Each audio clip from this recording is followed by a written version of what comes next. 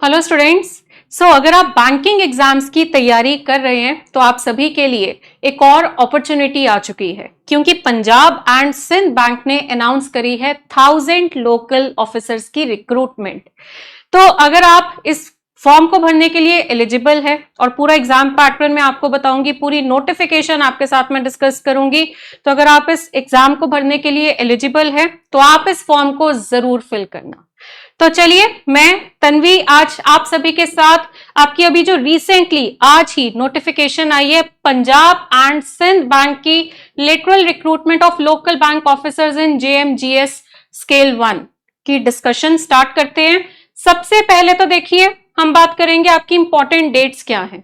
आपका जो form filling है वो 31 मार्च 2026 से स्टार्ट है। ओके, यानी आज से आप इस फॉर्म को भर सकते हैं और आपकी फॉर्म फिलिंग चलेगी 20 अप्रैल 2026 तक।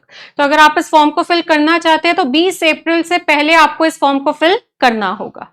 ओके, अब मैं बात करूंगी स्टेट वाइज वैकेंसीज की, क्योंकि ये आपकी लोकल ऑफिसर की रिक्रूटमेंट है तो अलग अलग स्टेट्स की अलग अलग नंबर ऑफ वैकेंसीज है। ओके, और यहां पे मैं आपके साथ टोटल बताऊंगी मैं आपको। बाकी ये आपकी पूरी क्लासिफिकेशन है, ये जर्नल कैटेगरी, ये ईडब्ल्यूएस, ओबीसी, एसटी और एससी। ओके, तो सबसे पहले छत्तीसगढ़ में 80 वैकेंसीज है, गुजरात में 125, हिमाचल प्रदेश में टोटल है 20, झारखंड की है टोटल 10, गुजरात में काफी ज्यादा है, कर्नाटका की 60, केरला की 10, मध्य प्रदेश की 60, महाराष्ट्र की 60, उड़ीसा की 80, तमिलनाडु 65, तेलंगाना 30, उत्तर प्रदेश की है आपकी 200, यूपी की बहुत सारी है, अरुणाचल प्रदेश की है 15, असम की है 50, नेक्स्ट आपकी नागालैंड। ओके, नागालैंड की अगर हम देखें 5 है, वेस्ट बंगाल की 30 है और पंजाब की अगर हम देखें तो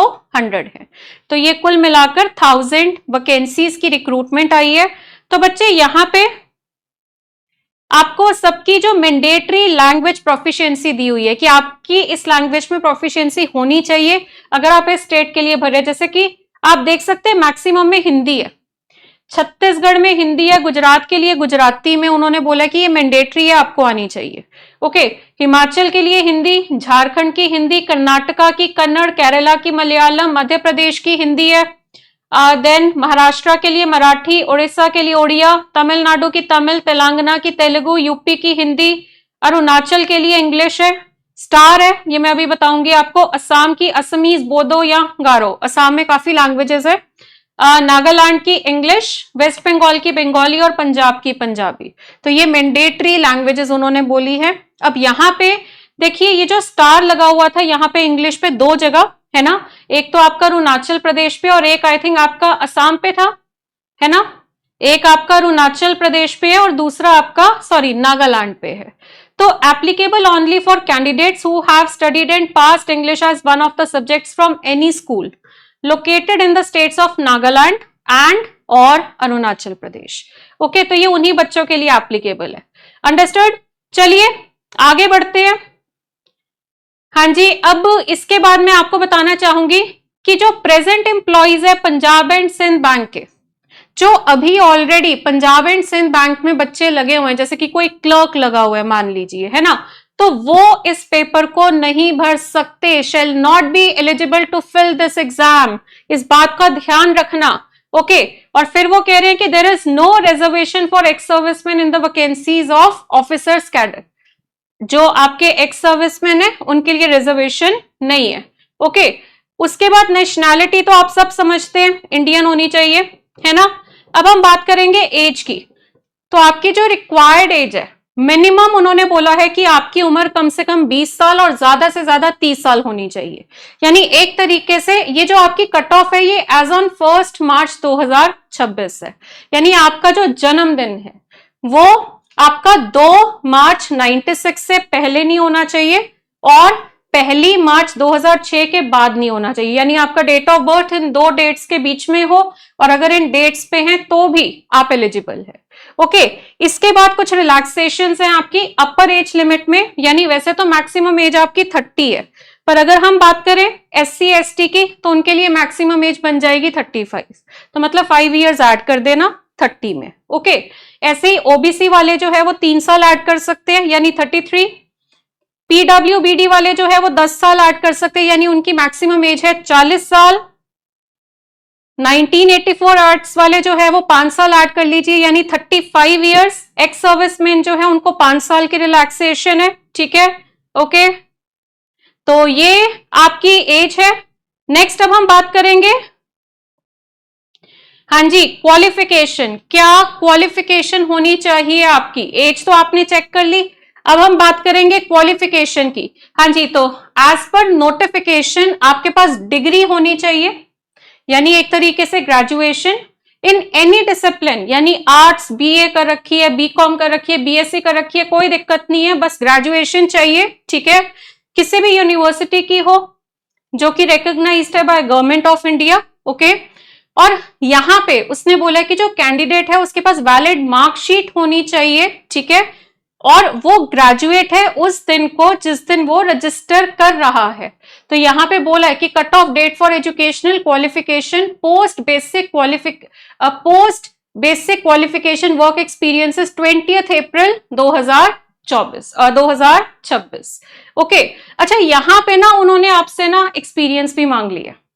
यहां पे उन्होंने बोला कि आपको ब्रांच एक्सपीरियंस होना चाहिए कम से कम 18 महीने का। Post essential academic qualification experience मतलब आपकी ग्रेजुएशन के बाद होना चाहिए, ग्रेजुएशन के साथ नहीं, ग्रेजुएशन के बाद आपका ब्रांच एक्सपीरियंस होना चाहिए कम से कम 18 महीने का यानी 1.5 साल का। ओके, और वो as an officer in any scheduled commercial bank और एनी रीजनल रूरल बैंक, वो कोई भी बैंक हो सकता है but Punjab and Sindh bank नहीं चलेगा। ओके, तो वो उन्होंने बोला कि ये एक्सपीरियंस आपको चाहिए। तो ये देखिए, अभी तक एज की प्रॉब्लम नहीं थी, एज आपकी नॉर्मल जो होती है सभी के लिए वही है ना, क्वालिफिकेशन भी वही है। ये एक्सपीरियंस सबके पास शायद ना हो और इसकी वजह से नंबर ऑफ एप्लीकेशंस कम हो जाएंगी, और नंबर ऑफ एप्लीकेशंस जब कम होती है तो ऐसे पेपर के क्लियर होने के चांसेस बढ़ जाते हैं। तो अगर आपके पास ये 18 साल का एक्सपीरियंस है तो बच्चे ये अपॉर्चुनिटी मिस बिल्कुल मत करना, ठीक है। तो चलिए, एजुकेशनल क्वालिफिकेशन के बारे में उन्होंने थोड़ी सी बात करी है। ओके, तो नेक्स्ट अब हम देखेंगे एग्जाम का पैटर्न क्या है। ओके, एग्जाम का पैटर्न देखेंगे अब हम सब। चलिए आगे बढ़ते हैं एग्जामिनेशन पैटर्न की तरफ।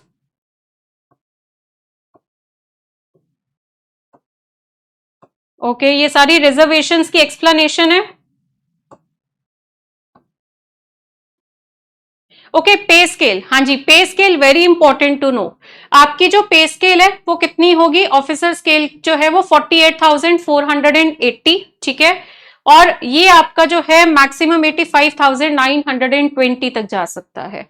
ओके, तो ये जो है एलबीओ जब ज्वाइन करेंगे, ठीक है, बैंक ऑफिसर जब ज्वाइन करेंगे तो उनको JMGS grade 1 plus 3 increments in scale of pay मिलेगा, ठीक है, at the time of recruitment process.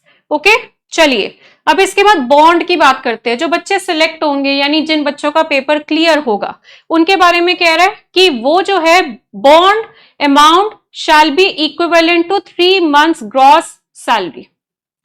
आपको जो है बॉन्ड आपको सबमिट करना है जो कि कितना होगा? 3 महीने की ग्रॉस सैलरी, जिसमें initial basic plus DA as on date of resignation plus special allowance plus DA on special allowance in respective officer scale.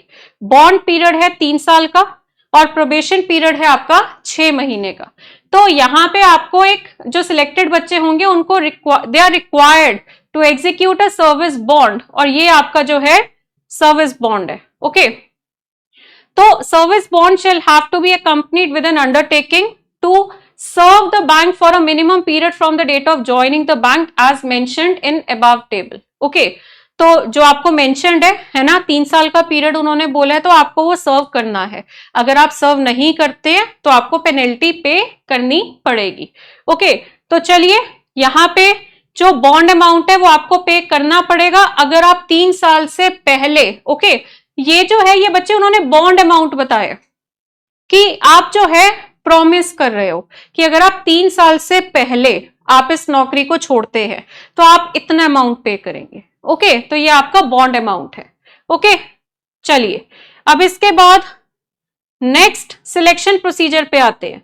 सबसे पहले होगा आपका रिटन टेस्ट, उसके बाद आपका screening, personal interview, final merit list, proficiency language test और final selection. इतना लंबा प्रोसेस नहीं है, थोड़ा उन्होंने ना ज्यादा ही बड़ा करके बोल दिया है ना।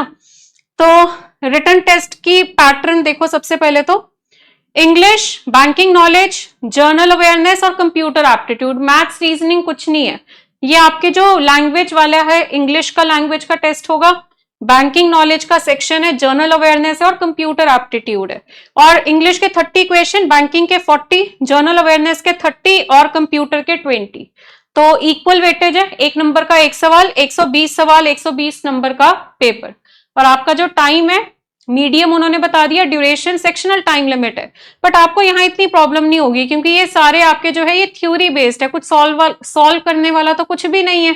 तो आपको इंग्लिश के लिए मिलेंगे 30 क्वेश्चंस के लिए 30 मिनट्स, बैंकिंग नॉलेज के 40 क्वेश्चन के लिए 40 मिनट, यानी एक सवाल के लिए आपको प्रॉपर 1 मिनट मिल रहा है। तो यानी यहाँ पे टाइम की प्रॉब्लम नहीं है, एक सवाल के लिए 1 मिनट। और सवाल भी कोई मैथ्स रीजनिंग के नहीं है, ये आपके वो वाले हैं कि पढ़ते ही एक बारी में आंसर मार्क होगा। ओके, या तो छोड़ोगे या आंसर लगाओगे या गैस करोगे, और तो कुछ करना नहीं ना। तो एक क्वेश्चन पे आपको 1 मिनट अगर मिल रहा है एक क्वेश्चन के लिए तो टाइम ठीक ठाक है, टाइम जो है वो प्रॉब्लम नहीं है। अब जो आपके मिनिमम क्वालिफाइंग मार्क्स है ना, हर सेक्शन में वो 40% है for unreserved and EWS and 35% for reserve categories. यानी आपके जो है फाइनल जो मार्क्स आ रहे होंगे इसके, उसमें एक आपकी जो है मिनिमम क्वालिफाइंग मार्क्स है कि कम से कम आपको 40% तो लेकर आने हैं। ओके, बाकी candidates are required to obtain a minimum score in each test prior to the completion of the interview process. Scores obtained in the online examination will not be shared. तो इंटरव्यू से पहले अगर आपकी selection होती है तो आपको बस बताया जाएगा कि आप सिलेक्टेड है, आपके साथ मार्क्स शेयर नहीं होंगे। ओके, ये उन्होंने मेंशन किया। ओके, बाकी देखिए आपका जो है वो पूरा ये जो 35% और 40% में बता रही हूं, ये तो मिनिमम क्वालिफाइंग मार्क्स है। मेरिट मार्क्स जो है वो अलग बनेंगे, जो कट ऑफ जाती है ना वो अलग होगी, जो इससे ऊपर ही होगी। ओके, चलिए अब इसके बाद जिन बच्चों का ये पेपर क्लियर होता है ना, उनका पर्सनल इंटरव्यू होगा। ठीक है, पर्सनल इंटरव्यू और उनका जो है पर्सनालिटी टेस्ट और पर्सनल इंटरव्यू होगा। The personal interview venue, time and date will be informed to the shortlisted candidates in the respective call letter and candidates have to attend the same at their own cost. तो वो तो हमेशा कोई भी interview होता है तो आपको अपने खर्चे पे ही जाना है, आपको ईमेल से ही आपको कॉल लेटर मिलेगा। और ये जो है दिल्ली में कंडक्ट होगा, उन्होंने पहले ही मेंशन किया कि दिल्ली में लेंगे हम इंटरव्यू। अगर आपका पेपर क्लियर होता है तो आप दिल्ली आके ही आपको इंटरव्यू देना होगा। बाकी कुछ और उस टाइम पे चेंजेस होते हैं तो आपको बता दिए जाएंगे। नेक्स्ट आपका है प्रोफिशिएंसी इन लोकल लैंग्वेज। आपको मैंने लोकल लैंग्वेज बताई है अभी, मैंडेटरी बिल्कुल स्टार्टिंग में। तो बच्चे रीडिंग, राइटिंग एंड अंडरस्टैंडिंग बहुत जरूरी है, जो कि एक मैंडेटरी रिक्वायरमेंट है आपकी। Okay, test of knowledge of specified opted local language shall be conducted as a part of selection process. Okay, तो जिन बच्चों का सब कुछ क्लियर हो जाता है उनका ये एक टेस्ट होगा जो कि सिर्फ क्वालिफाई करना है, जिसके मार्क्स नहीं काउंट हो रहे हैं। Okay, along with the personal interview, okay, it will be conducted for provisionally selected candidates before joining the bank. और कैंडिडेट जो बच्चा फेल होता है इसको क्लियर करने के लिए उसको अपॉइंटमेंट नहीं मिलेगी, उसकी रिजेक्शन हो जाएगी। ओके, और जो बच्चा प्रोड्यूस करता है 10वीं या 12वीं की मार्कशीट, यानी आपकी जो भी लोकल लैंग्वेज है, जैसे कि आप अगर गुजरात से अप्लाई कर रहे हैं तो वहां की लोकल लैंग्वेज क्या थी, गुजराती। तो आपके 10वीं में या फिर 12वीं में, दोनों नहीं, 10वीं में या फिर 12वीं में जो आपके सब्जेक्ट्स थे, उन सब्जेक्ट्स में यदि एक सब्जेक्ट गुजराती का था तो आपको ये लैंग्वेज प्रोफिशिएंसी टेस्ट देने की जरूरत नहीं है। ये सिर्फ उन बच्चों के लिए होगा जिनका 10वीं या 12वीं में जो सब्जेक्ट्स थे उनमें ये वाली लैंग्वेज का सब्जेक्ट नहीं था। जो भी आप स्टेट भरेंगे वहां के लिए जो भी लोकल लैंग्वेज होगी। ओके, तो फाइनल सिलेक्शन किस बेसिस पे होगी, देखिए बच्चों को क्वालिफाई करना है रिटन टेस्ट और इंटरव्यू दोनों, और इसी के बेसिस पे आपकी फाइनल सिलेक्शन हो रही है। ओके, और वेटेज आपकी क्या रहेगी, देखिए marks obtained in written test जो है उनको हम कन्वर्ट करेंगे 70 मार्क्स में, 70% में, और जो इंटरव्यू है वो आपका आउट ऑफ 50 होगा, 50 मार्क्स का इंटरव्यू है, उसको कन्वर्ट किया जाएगा आपका 30 मार्क्स में, और फिर 100 मार्क्स में से आपका फाइनल स्कोर बनेगा, जिसके बेसिस पे पूरी मेरिट लिस्ट बनेगी। ओके, तो बच्चे ये है आपकी पूरी नोटिफिकेशन। आपको अब तक तो पता लग गया होगा, बाकी एग्जामिनेशन सेंटर की लिस्ट है, ये पूरी नोटिफिकेशन जो है ये आपको डिस्क्रिप्शन में मिल जाएगी, आप वहां से इसको डाउनलोड भी कर सकते हैं। अब आप जो है डिसाइड कर सकते हैं कि अगर आपने इस फॉर्म को भरना है तो जल्दी से भर लो 20 अप्रैल से पहले, क्योंकि 20 अप्रैल आपकी लास्ट डेट है। ठीक है, so all the best students. अगर आप एलिजिबल है तो इस एग्जाम को जरूर भरिए, क्योंकि ये एक बहुत अच्छी अपॉर्चुनिटी होने वाली है आप सभी के लिए। All the best.